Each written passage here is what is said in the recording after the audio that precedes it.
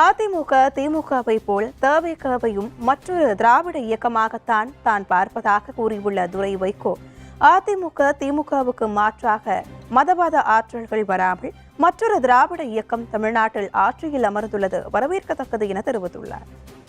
இந்த தேர்தல் சாதி, மதம், பணம் இதெல்லாம் கடந்து அவர் ஜெயிச்சிருக்காரு. அவரு இந்த அரசாங்கம் ஆட்சிக்கு வந்திருக்கு, அதுல பாராட்டுறானே. நான் திமுக கூட்டணி இருந்தாலும் சரி, நாங்க தொடர்ந்தாலும் சரி, இதர வரவேற்க நான் சொல்றேன். ஜாதி மதங்கள் பணத்தை கடந்து இந்த ஒரு அரசாங்கம் வந்திருக்கு, இந்த அந்த கட்சி வெற்றி பெற்று இருக்கு.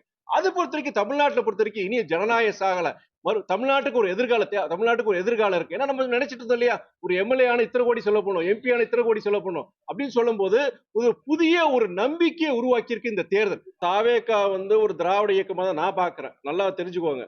அவர் பெரியாரை பத்தியும் பேசுறாரு, அண்ணா பத்தியும் பேசுறாரு, பெரியார் அண்ணாவுடைய கொள்கைகளை பத்தி பேசியிருக்கிறாரு. சமூக நீதியின் அடிப்படையில, சமத்துவத்தின் அடிப்படையில் இந்த ஆட்சி நடக்கும்னு அவங்க சொல்லியிருக்காங்க, மற்ற அந்த இயக்க நிர்வாகிகள் சொல்லியிருக்கிறாங்க.